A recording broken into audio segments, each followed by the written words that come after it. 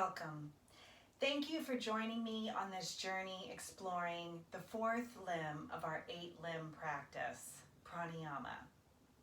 This fourth jewel is truly transformational. The power of intentional breathing immeasurable.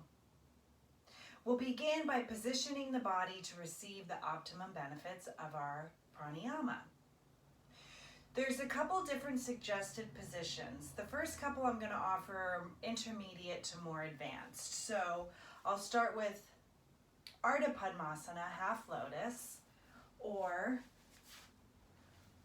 full Padmasana, full lotus.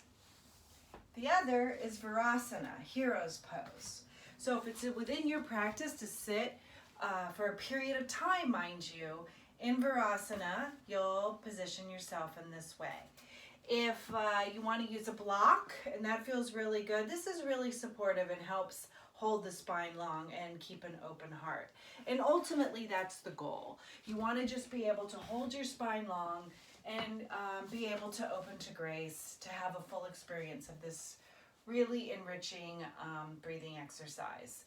So the other idea is to also be able to hug in. So you hug your energy in towards the midline of the body, which is a powerful embrace, if you will. However, we're also called to have a softness about us, just a lightness about us, so that we can really settle in and get comfortable. When you begin pranayama practice, you usually only sit and practice for a few minutes at a time, but as you advance, you sit a little bit longer, just like in meditation. When I first began, I sat up against the wall because I needed the support. This is really great because it reminds you to hold the spine long, the sides of the neck back, and it can really be supportive. You can also just stack the ankles, that works too. I want to just take a moment to introduce a mudra. So mudras are really powerful, and I like to use the chin mudra.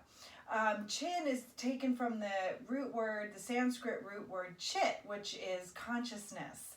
And you take the index finger, which represents the individual self, and the thumb finger, which represents the universal self, and you bring the two together. So to me, that just makes the practice even richer. Although it's not a requirement, it's just an offering. Chin mudra is one of the most practiced mudras in yoga. I'd like to just take a moment to center. So we'll chant Om once, the Anusara invocation once, and a final Om. So position yourself in whatever way is comfortable, holding the spine long, keeping an open heart, and let's sync our breath. Closing your eyes, inhale. And exhale. Inhale to begin. Om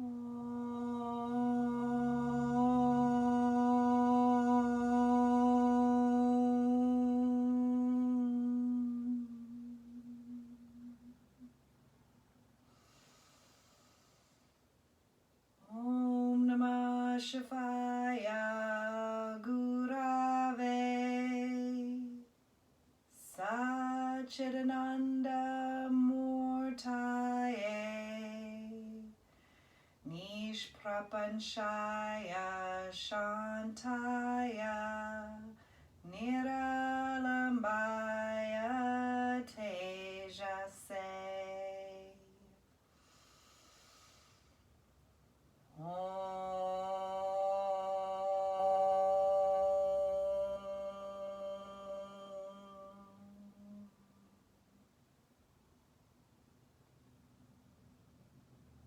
Open your eyes, but keep your gaze soft. So I'm going to introduce 3 different pranayama practices today. The first being Kapalabhati. Kappa meaning skull and Bhati meaning light. I really love the richness of the Sanskrit language, so I always like to incorporate that in with my teachings. The Kapalabhati is a nice, full, rich inhalation and an abrupt exhalation. This breath increases and activates the liver, the spleen, works the abdominal muscles, creates a fire, an agni inside of you. What else? Am I forgetting anything else? It drains the sinuses. and aids digestion. So it has a lot of benefits. There are a couple of contraindications, however. If you've ever had a torn retina or glaucoma or high or low blood pressure, this pranayama is not recommended for you. So I'm going to demo it first, and then I'll walk you through it. Even though I suggested the mudra, when you're first learning the Kapalabhati, it's nice to place the hands on the lower belly because it really reminds you that the breath is not in the chest or in the shoulders. It's here in the lower abdominals. So here we go. I always start with a cleansing breath. Inhaling and exhaling.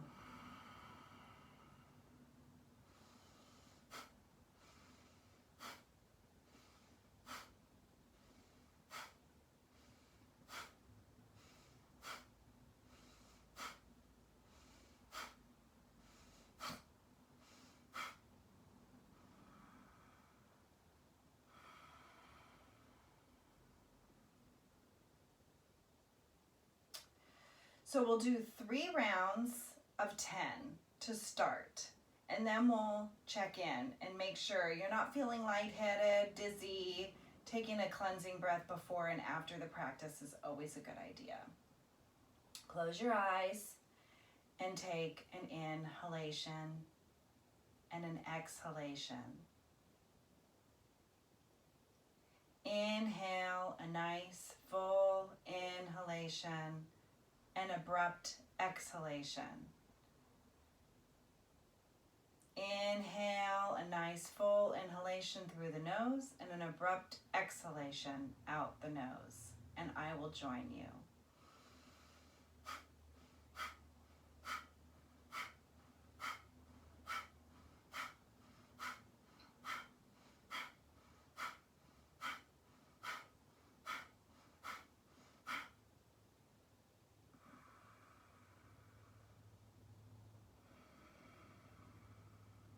Round 2.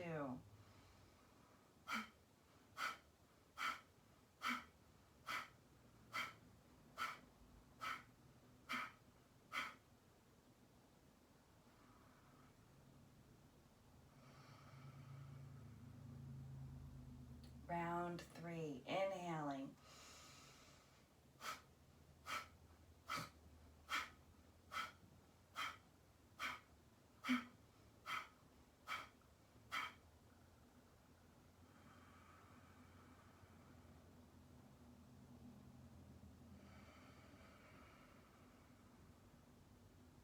Cleansing breath.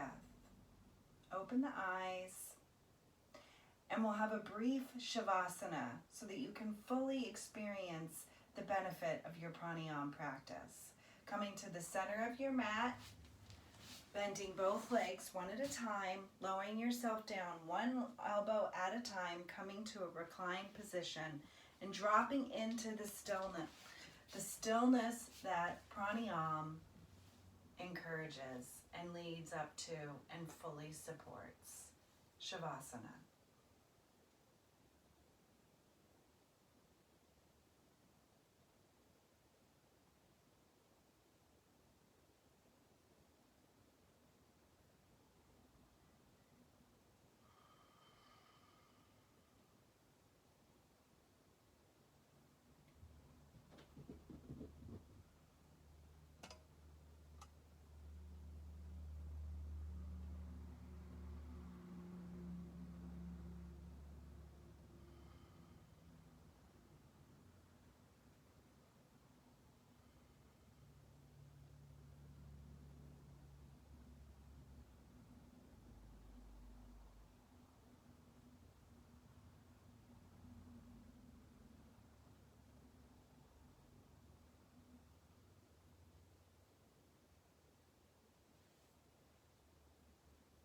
Return to your body. Take a full inhalation and exhalation. Wiggle your fingers and your toes, bending your legs one at a time. Shift your hips to one side or the other. Using your arms, press yourself back up to a comfortable sit. Opening your eyes. Here's an opportunity to invite one of the other positions. if you so choose, or just continue to use the wall to support you. The next pranayama practice I'm going to teach is the Bhramari. It translates to the big black bee. And honestly, when I first started practicing the Bhramari, I was a little shy about it because the exhale is audible. So it can make you a little self-conscious. It did me. But the great thing about this teaching is most likely you're at home in the privacy of your own home and you don't have to worry about any of that. The Bhramari is really great for insomnia and it has no contraindication. So I really like it for that purpose too. You can do it anytime, no matter what. So I invite you to practice the chin mudra. Close your eyes and take a cleansing breath. You'll inhale and then make the sound of a bumblebee on your exhale.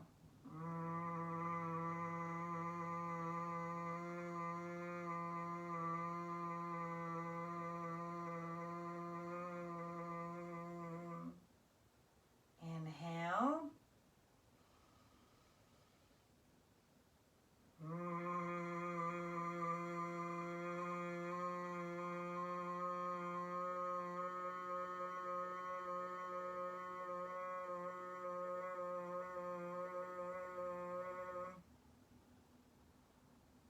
Inhale.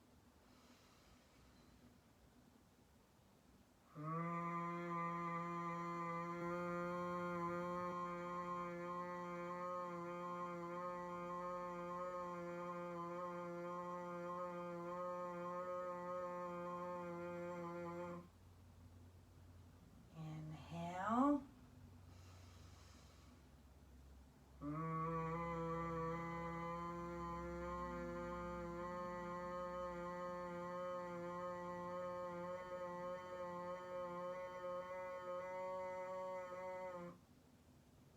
And release.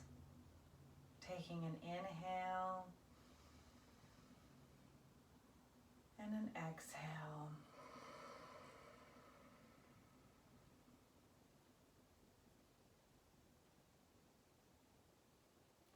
And once again, practicing Savasana for a minute or two is always recommended after a pranayama practice. So scoot yourself to the center of your mat, bend your legs one at a time, lower yourself down one elbow at a time, and come to a reclined position.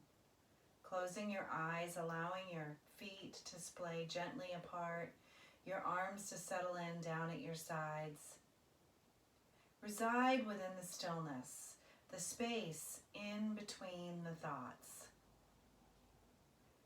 This stillness, this pause, in pranayama practice is called the kumbhaka.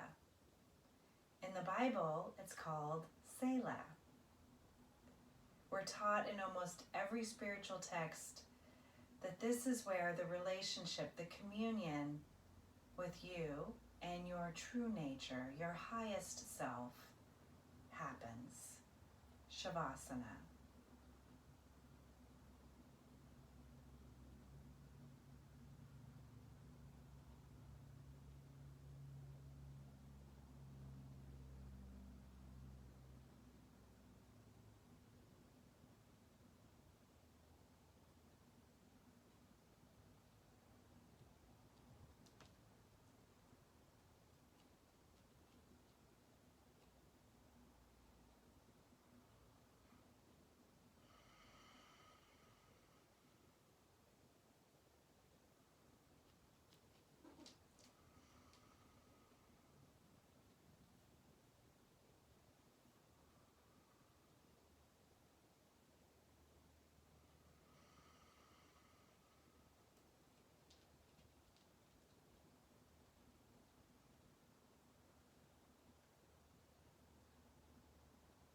Return to the body by taking an inhale and an exhale. Wiggling your fingers and your toes, bending your knees one at a time, shifting your hips to one side or the other, using both hands, setting yourself back up for a comfortable sit. Exploring one of the other postures that is offered in BKS Light on Yoga, by the way. So that is where I learned the different suggested postures for pranayama practice. So the next pranayama practice that I'm going to offer is the Sitali breath. It's a cooling breath, very beneficial. It soothes the eyes, it lowers fever, it literally cools us from the inside out. It activates the liver, the spleen. It also improves digestion. And it relieves anger, which I discovered this time around in studying this pranayama practice. So I really felt like that was something that I might be able to use. I mean, we all need that at some point in time, right? We get frustrated or experience anger. And why not have more tools in our toolbox to move through those experiences with a bit more grace?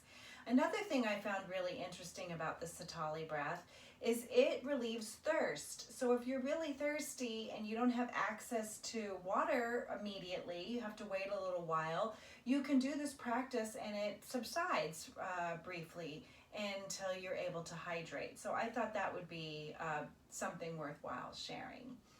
Again, the Sitali, the cooling breath, can make you a little self-conscious because you stick your tongue out of your mouth. And this is one of the few pranayama practices where you use the mouth, you keep your mouth open for the inhale. Most all are taught in and out through the nose always. So that makes this one unique as well. So the idea is you create an O shape with your mouth. You stick your tongue out. You curl your tongue like a leaf that's about to unfold. That's the best description I have. You know how the outer edges are curled inward. So that's what you're going to do with your tongue. You draw the inhalation through the tongue. You close your mouth. And here's a little added piece. You drop the chin. So you practice chin lock here. That's called the Jalandhara. It's the Jarandalam Bandha. So it's not a squeezing, an abrupt action. It's really gentle, but it's a gentle chin lock, Jalandhara, that you practice. And then you count to 5. 1, 2, 3, 4, 5. And then you exhale out the nose. So this is what this one looks like. I think it's important for you to watch me do this a couple times, and then we'll do it together. So again, I take a cooling or settling breath, inhaling and exhaling.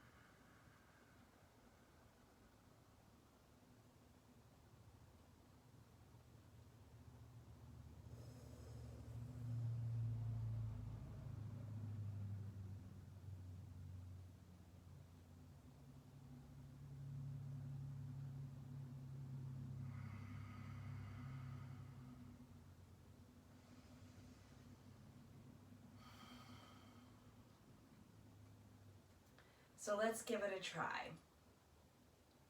Close your eyes, long spine, open heart. Open your mouth, stick your tongue out, curl your tongue, draw the inhalation through that tunnel. At the top of the breath, bring the tongue back in the mouth, close the mouth, drop the chin, Jalandhara Bandha. 1, 2, 3, 4, 5. Exhale out the nose. Lift the chin, open the mouth. Stick the tongue out, curl the tongue. Draw the inhalation through the tunnel. At the top of the breath, bring the tongue back in the mouth, close the mouth, chin lock. 1, 2, 3, 4, 5. Exhale out the nose. Lift the chin, open the mouth, stick the tongue out, draw the inhalation through the nose, through the tunnel rather, sorry. At the top of the breath, pull the tongue back into the mouth, close your mouth, drop your chin, count 1, 2, 3, 4, 5. Exhale out the nose. Do 2 more rounds. I'll join you.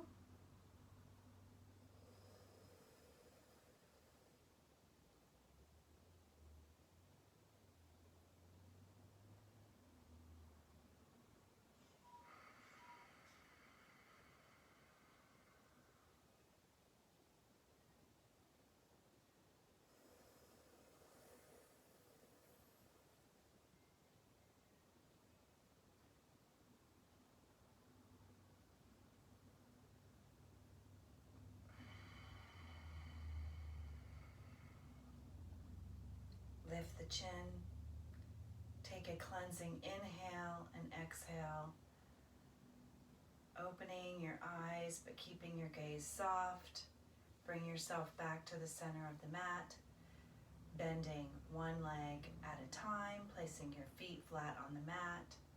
Lowering yourself down one elbow at a time. All the way to the reclined position for Savasana. The hardest pose of all, the pose that our entire practice leads up to, the stilling of the mind, going to the heart, to the hardayam, where everything we need, will ever need, resides, connecting to that deeper part of ourself, the union with the self, the true yoga. Savasana.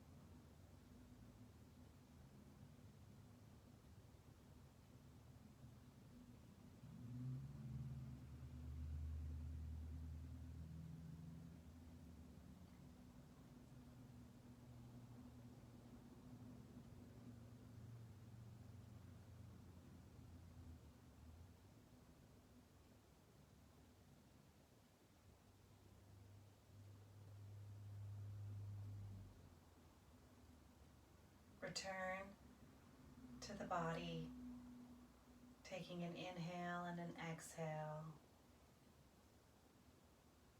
Wiggling your fingers and your toes, bending one leg at a time, placing the bottom of your feet flat on the mat. This time, shift your hips to the left. Roll over onto your right side and pause here.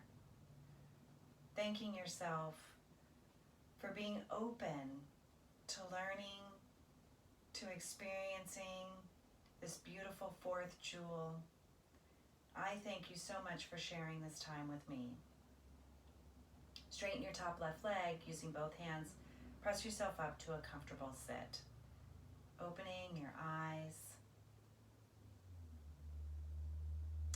In closing, I'd like to offer a couple of things. It is suggested that the most beneficial times to practice pranayama practice is in the morning or in the evening. But truly, you can practice anytime, anywhere. When you first begin to practice, don't try to do too many rounds or practice too long. Embrace this fourth limb gently and slowly, inviting your body to get used to the practice of intentional breathing, especially with the Kapalabhati and many of the other more aggressive pranayama practices.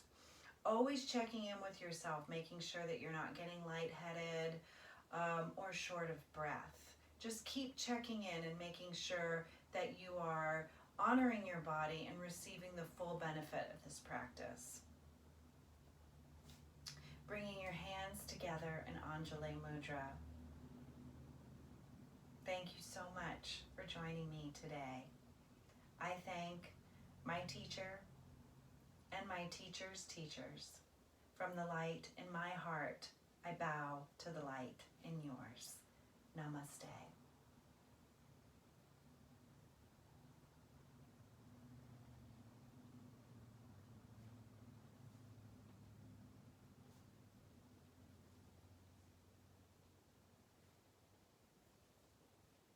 Thank you so much.